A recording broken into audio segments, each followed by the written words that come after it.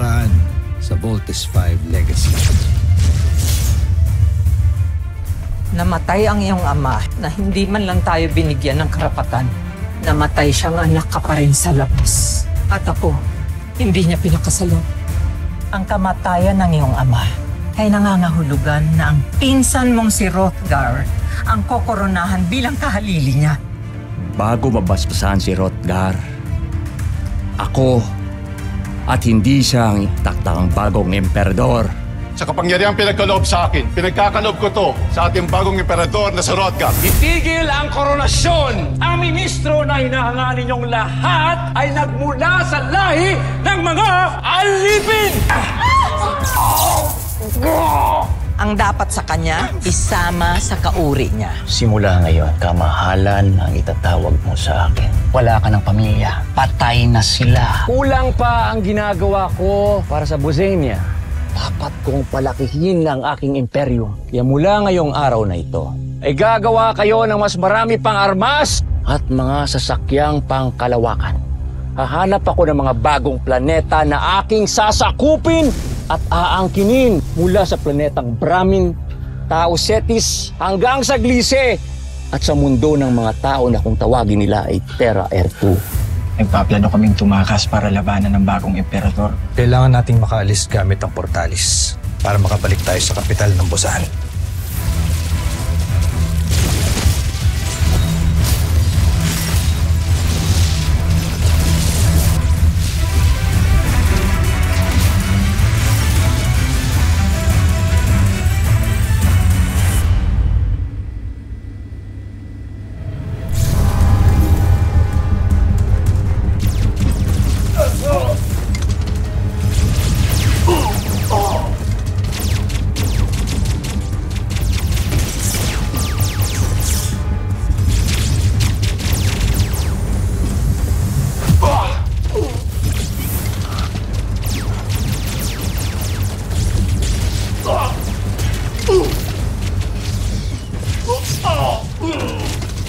Protektahan ng pangalawang pangkat!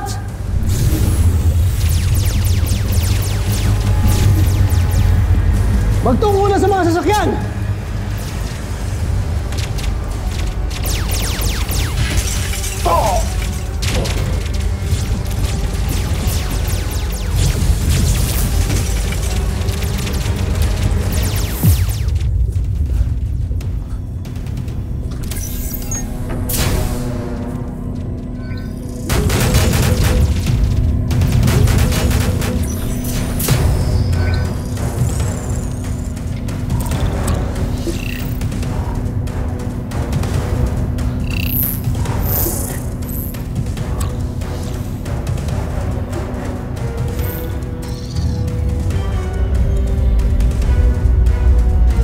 Maganda sa paglayag.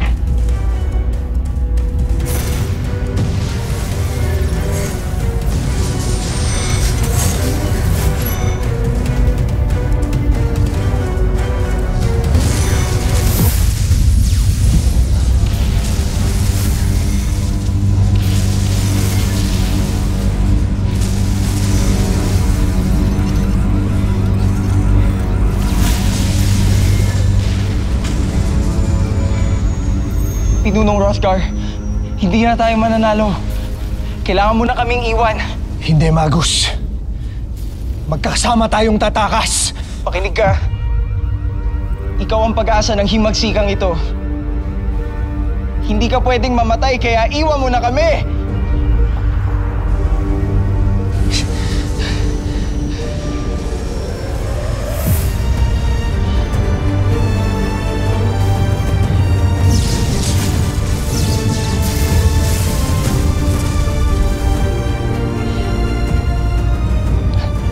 Pinapangako ko.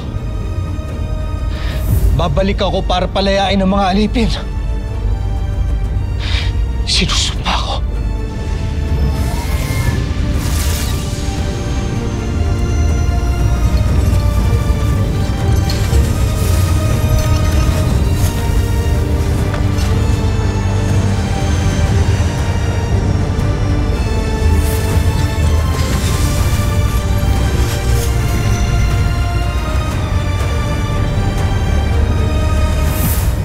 Ano ang balita, Baron Samdak?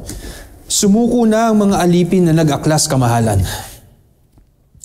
At si Hrothgar? Sa kasamaang palad ay siya'y nakatakas.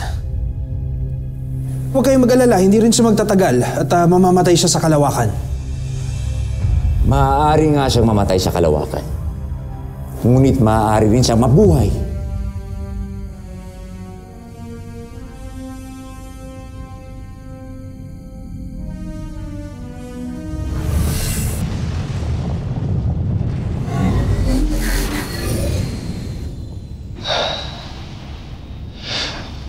Rosalia. Ina. Ituro ninyo sa akin kung saan ako dapat magtungo.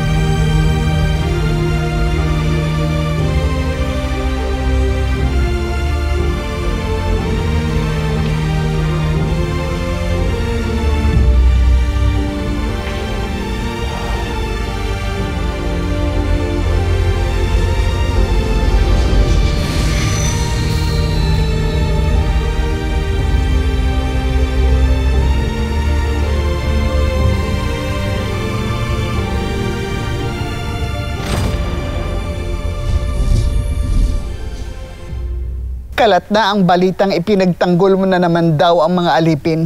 Hindi ito magugustuhan ng ibang mga maharlika, mahal na ministro. Kaya ba gusto ninyong manahimik na lamang ako at wala na lang gawin? Laban sa kalupitang matagal lang nangyayari sa Bozan? Anak, matagal na sanay ang mga alipin sa pagtrato sa kanila. Hindi mo na sila kailangang ipaglaban. At bakit hindi? Gayong katulad ko rin sila! Baka may makarinig sa'yo. Hindi ko na kailangan sabihin, Ina. Dahil ito ang katotohanan ko, hindi ba? Nawala akong sungay. Nagaling din ako sa lahi ng mga alipin, kagaya nila.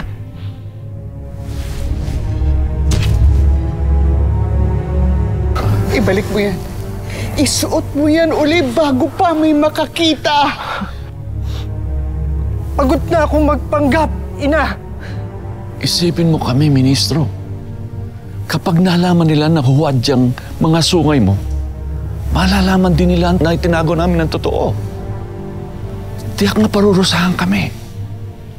Kaya isuot niyo uli yan.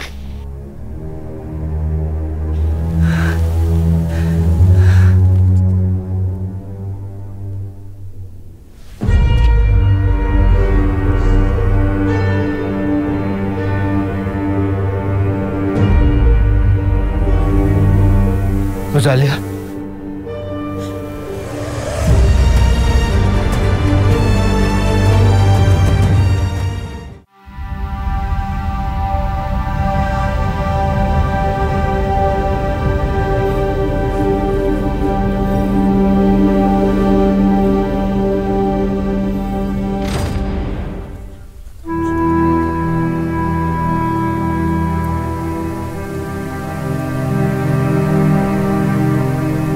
Rosalia, magpapaliwanag ko. Niloko mo ako. Kaya pala napakabuti mo sa mga walang sungay. Dahil hindi ka totoong maharlika. Tunay akong anak ng mga magulang ko, Rosalia. Totoo rin lahat ng pagkakakilala mo sa akin.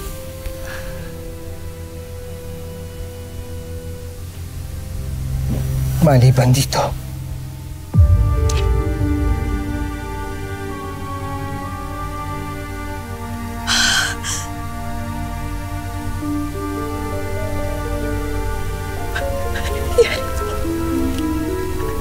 Nangyari na wala kang sungay.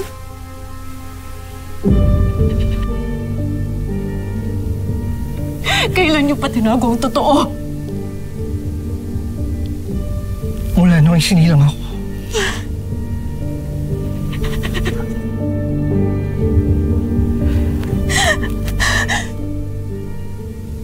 Kaya't ginawan ako ng sungay ng manggagamot.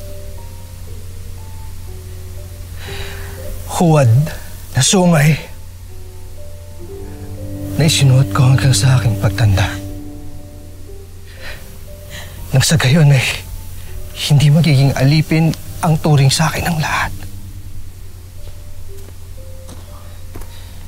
Hindi namin nais lokohin ang kahit sino. Ginawa namin to para pangalagaan namin ang asawa mo. Pero kung gusto mo akong iwanan, o kaya gusto mo akong isuplong, hindi kita pipigilan. Malaya kang makakaalis.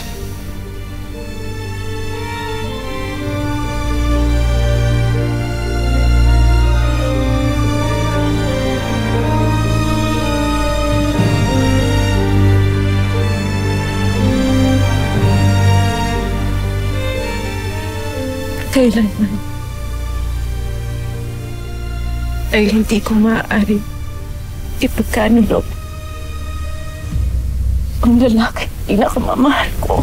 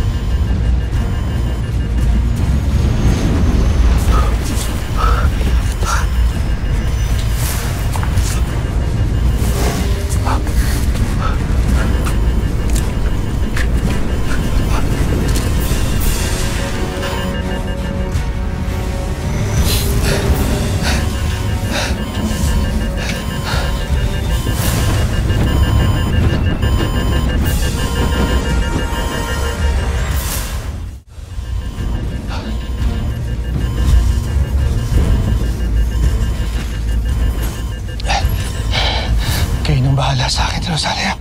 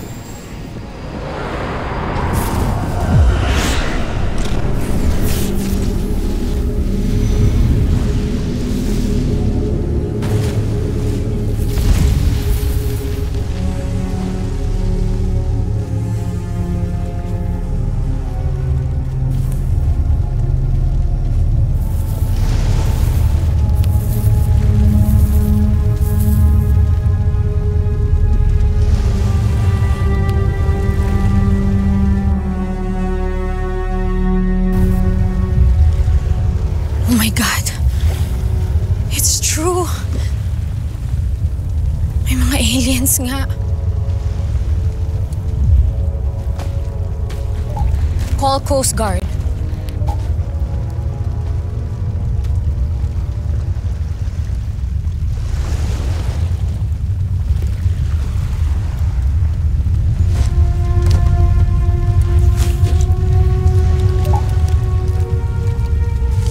Hello, Coast Guard? Huh? Ekdan.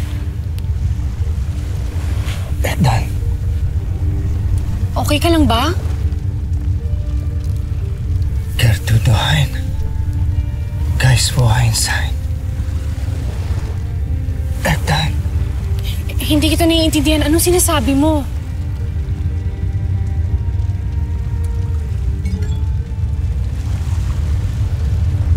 Tulong. Tulungan mo ako.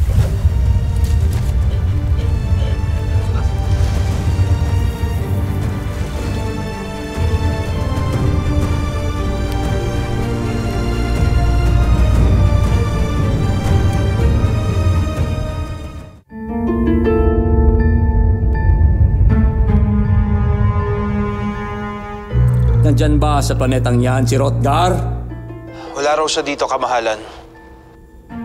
Pakawalan niyo ang mandirigma at patayin ang lahat ng nilalang na nakatira sa planetang yan.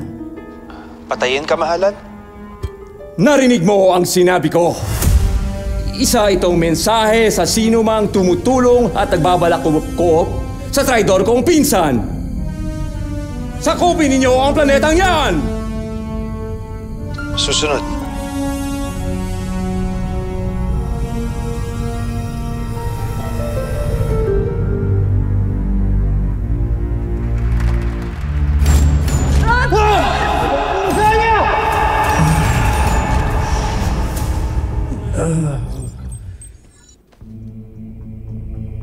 Delano, pakitawag si Doktora.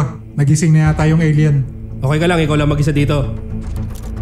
Okay lang, ako bahala dito.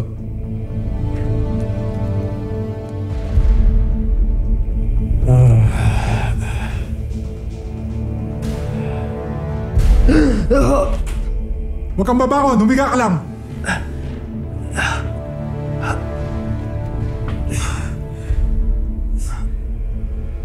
Sinabi na huwag kang babangon!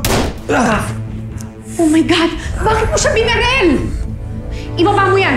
Ibaba mo! Wag. Hindi ako lalaban. Nagtatagalog siya? Kinausap niya rin ako sa Tagalog nung makita ko siya. Nakakaintindi kami ng anumang wika. Lalo na't ang pinagalingan kong planeta ay may mataas na talino at sibilisasyon. Fascinating. Sergeant, sunduin niyo kagad si General. Sabihin niyo gising na ang bisita natin. Sige na! Ako na bahala dito. Sige, ma'am. Nasaktan ka ba?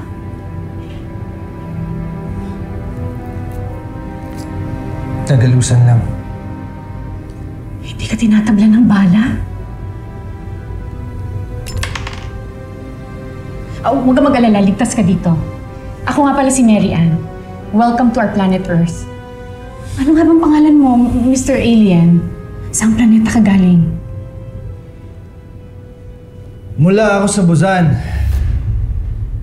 Ang aking tahanan na ginawang mapaniil na imperyo ng aming sakim na emperador.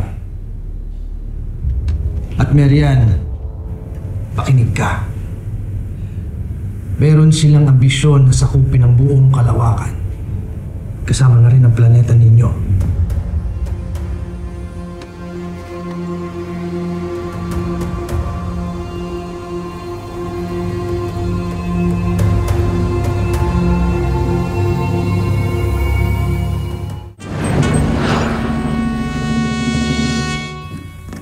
Siya si Dr. Richard Smith, isa sa mga leading experts pagdating sa alien studies and advanced robotics. Officer on deck. Richard. Mary Ann. Colonel Oscar Robinson, the Deputy Commander of the new Defense Group. And how do we call you? Hrothgar. Hrothgar. Mula sa Busan. Sit down. So, what's the current status? Our asset here is really not of this world. The threat he speaks about could possibly be true. Kaya dapat walang makakalam nandito siya. At kailangan mo makakalam ang identity niya sa buong mundo. Hrothgar, may gusto ka bang sabihin sa amin? Ngayong magkakakilala na tayo lahat, ay huwag na tayong mag-aksaya ng panahon.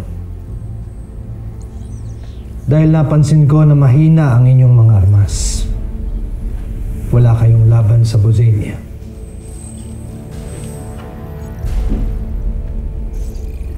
Kaya't panahon na para bumuo tayo ng isang matibay na depensa na tutulong sa inyong mundo.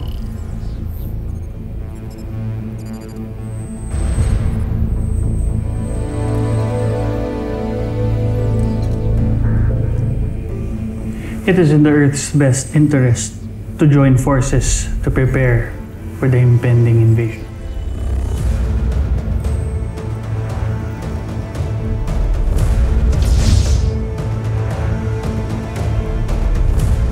Susunod sa Voltes 5 Legacy. Makakabalik pa siya para iligtas tayo. Ano nga palang ipapangalan mo sa kanya? Zardos. Baguhin natin yung pangalan mo para sa new identity mo. Ano ba sa tingin mo ang nababagay sa akin? Ned Armstrong. Ned Armstrong. Upang magawa nating labanan ng aming armada, kailangan nating bumuo ng pantapat sa ultimate weapon ng Bozan Najmi Imperium. And we will call it Voltes. Voltes 5. Mama, ano po yung ginagawa nila? Ang robot na si Voltes 5.